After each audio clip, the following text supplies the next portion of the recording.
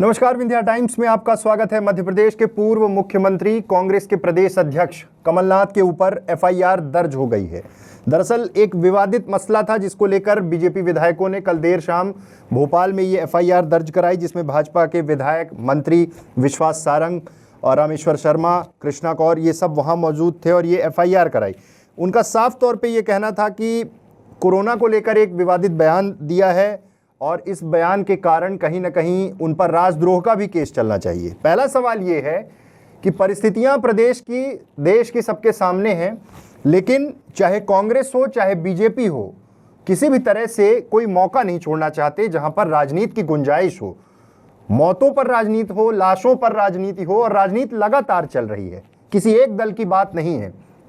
चाहे कहीं पर किसी भी दल की सरकार हो, परिस्थितियां सबके सामने हैं। कितनी विकराल स्थिति है, उत्तर प्रदेश के हालात हमारे सामने हैं। मध्य प्रदेश में लगातार ये आरोप लगते हैं कि जो आंकड़े हैं, कोविड प्रोटोकॉल के तहत अगर किसी का अंतिम संस्कार हुआ तो उसे क्या माना जाए। लगातार कांग्रेस ये आरोप लगाती रही कि सरकार आंकड़े छुपा रही है। जीतू पटवारी पिछले दिनों जब शिवराज सिंह चौहान इंदौर आए थे तो वहां पर बाहर जब प्रेस से बात कर रहे थे तो डेटा दिखा रहे थे कि हजारों मौतें हुई हैं, लेकिन प्रशासन उन्हें नहीं मान रहा है। कितनी सच्चाई है। और अब कमलनाथ ने यह सीधे सीधे जनता से अपील की है कि इस महामारी में जिनकी मौतें हुई हैं वो सरकार के खिलाफ एफआईआर दर्ज कराएं। मध्य प्रदेश जिन परिस्थितियों से गुजर रहा है कोरोना के कारण और अब ब्लैक फंगस के कारण, उससे इतर मध्य प्रदेश का सियासी पारा अपने अलग उफान पर है। आगे आने वाले समय में उपचुनाव भी हैं, उस चीज से भी जोड़ा जाएगा। दमोह की स्थिति हमने देख ली है। आप उन मीडिया रिपोर्ट्स का भी जिक्र करिए जिसमें साफ तौर पे ये कहा गया कि दमोह के चुनाव में जिन शिक्षकों की ड्यूटी लगी, कितने शिक्षक मरे कोरोना से, उस पर भी बात होनी चाहिए। ये एफआईआर की सियासत, ये मुकदमा दर्ज करने की सियासत, ये सब कुछ चल रहा है। इन तमाम परिस्थितियों के बीच एकजुट होकर लड़ने का सवाल ही नहीं पैदा होता है, क्योंकि आप देखिए हालात क्या है। ये एफआईआर दर्ज हुई, कमलनाथ ने देश के सम्मान को चोट पहुंचाई है। ऐसा बयान देना राष्ट्रद्रोह के समान है।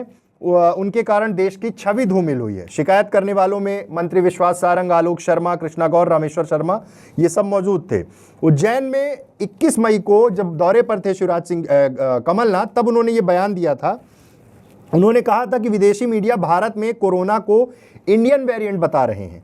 ब्रिटेन में इंडियन ड्राइवर्स की टैक्सी में कोई नहीं बैठ रहा है। इससे पहले कमलनाथ ने आरोप लगाया था कि एमपी सरकार कोरोना से हो रही मौतों के आंकड़े छिपा रही है। उन्होंने लाखों मौतों का जिक्र किया था, जिस पर गृह मंत्री नरोत्तम मिश्रा ने यह कहा था कि अगर ये साबित कर दें तो मैं इस्तीफा दे दूंगा। विश्वास सारंग ने कहा जब ये एफआईआर दर्ज कराई कि डब्ल्यूएचओ ने साफ तौर पे कहा है कि कोरोना इंडियन वेरिएंट नहीं है, लेकिन कमलनाथ को कहां से यह दिव्य ज्ञान प्राप्त हुआ। यह आरोप प्रत्यारोप का दौर चलता रहा और साफ तौर पर सीधे पूरी कवायद हुई और एफआईआर दर्ज कर दी गई। अब कांग्रेस का रुख है कि हम कोर्ट जाएंगे। तमाम कांग्रेस के विधायक और नेता सोशल मीडिया पर पोस्ट कर रहे हैं, मैं भी कमलनाथ, मेरे खिलाफ भी करिए एफआईआर। बड़े व्यापक पैमाने पर एक कैंपेन चल चुका। मीडिया हाउसेस को कहा गया है, कांग्रेस ने कहा है कि 21 बार मीडिया ने इंडियन वेरिएंट शब्द का इस्तेमाल किया है तो उनके खिलाफ भी कार्रवाई हो। एफआईआर होने के बाद राजनीतिक पारा भोपाल से लेकर पूरे प्रदेश में एक अलग तरीके से एक माहौल बनना शुरू हो गया है। कमलनाथ देश के सम्मान को ठेस पहुंचाई है, ये सब आरोप लगाते हुए ये शिकायत दर्ज की गई थी। जब एफआईआर हुई तब भी ये जिक्र हुआ कि इस तरह का बयान देना, इस तरह से सीधे तौर पर किसी भी जनप्रतिनिधि को जो एक जिम्मेदार पद पर हो उसे शोभा नहीं देता। आईपीसी की धारा 188 एवं आपदा प्रबंधन अधिनियम 2005 की धारा 54 के तहत ये एफआईआर दर्ज की गई है। इसके पहले राज्यपाल से भी गृह मंत्री नरोत्तम मिश्रा ने कहा था कि वो एक संवैधानिक पद पर है, नेता प्रतिपक्ष हैं, उनके खिलाफ कार्रवाई होनी चाहिए। वो कहीं ना कहीं समाज को भड़काने का, गलत जानकारी देने का काम कर रहे हैं, जब उन्होंने ये कहा था कि लाखों मौतें कोरोना से हो रही है। मध्य प्रदेश के सियासतदार कोई एक मौका नहीं छोड़ना चाहते। अगर थोड़ी सी भी गुंजाइश हो, उस पर राजनीति होना बहुत जरूरी है, चाहे वो कांग्रेस हो चाहे वो बीजेपी हो। किन परिस्थितियों से कितने लोगों ने मध्य प्रदेश में अपनी जान गंवाई, हम कितनी चुनौतियों से लड़ रहे हैं, अब भी लड़ रहे हैं, लेकिन यहां पर राजनीति एक अलग स्तर की चल रही है। अब इस पर एफआईआर पर आगे क्या होगा, कांग्रेस कोर्ट जाएगी, किन परिस्थितियों में आगे निकलकर सामने आएंगे, लेकिन फिलहाल पब्लिक ये समझ रही होगी कि आखिर कैसी स्थिति है, किस बयानबाजी के कारण कहां तक बात पहुंच गई। एक प्रतिनिधिमंडल एफआईआर दर्ज कराने पहुंचता है। आप घर से बाहर नहीं निकल सकते हैं, लेकिन ये 15-15, 20-20 लोगों की भीड़ लेकर एफआईआर भी दर्ज कराएंगे। और अब उसके विरोध में जब ये ज्ञापन देने जाएंगे या कोर्ट जाएंगे या धरना प्रदर्शन करेंगे तो भी इनकी संख्या वही होगी, लेकिन आप घरों से नहीं निकल सकते हैं। मध्य प्रदेश के अलग अलग जिलों से भी वो तस्वीरें आ रही हैं, कहीं मास्क न लगाने पर घसीट कर पीटा जा रहा है। तब प्रशासन, तब विपक्ष, कोई नहीं बोलता। घटनाएं रीवा में भी हुई, घटनाएं सागर में हुई, रतलाम का मसला आया, बहुत सारी जगह आया। एक जगह का वीडियो आपने कुछ समय पहले देखा होगा, देपालपुर में तहसीलदार लात मारते हुए लोगों को उठक बैठक कराते हुए ले जा रहे थे। कितने लोग थे। ये परिस्थितियां अनियंत्रित अगर पूरा ये सिस्टम हो जाएगा तो क्या होगा? क्यों सवाल नहीं पूछता विपक्ष? विपक्ष कहां रह जाता है? स्थानीय स्तर पर देखिए कितने विरोध प्रदर्शन और क्या कर पाते हैं। विरोध दर्ज कराने के अलग अलग तरीके हैं। कोई सोशल डिस्टेंसिंग का उल्लंघन नहीं करे, लेकिन आवाज उठानी होगी।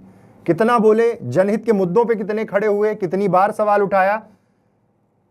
अब इस मुद्दे पर अब देखना है कि कितनी राजनीति होनी है, क्योंकि अब एफआईआर के काउंटर में कोर्ट जाने की बात हो रही है। एफआईआर दर्ज कर ली गई है, अब कोर्ट जाएगी कांग्रेस और तमाम। जबकि कांग्रेस का यह भी कहना है कि केंद्र सरकार ने सुप्रीम कोर्ट में दायर हलफनामा के पैरा 33 में यह कहा था कि इंडियन डबल म्यूटेंट स्ट्रेन बताया था। केंद्र सरकार ने अगर ये बताया था कोविड को लेकर, तो फिर ये राजद्रोह नहीं बनता है, तब ये एफआईआर नहीं होनी चाहिए, तब भारत का अपमान नहीं हुआ है अगर केंद्र सरकार ने ऐसा कहा है। ये भी जांच का विषय है। और लिस्टेड पोर्टल्स में, बड़ी वेबसाइट में इस चीज का जिक्र हुआ है कि केंद्र सरकार ने सुप्रीम कोर्ट को यह बताया है कि इंडियन डबल म्यूटेंट स्ट्रेन बताया है कोविड को। तो मतलब उन्होंने जो बात कही उस आधार पर एफआईआर नहीं हो सकती। कोर्ट में अब देखना होगा इस मसले पर क्या होता है।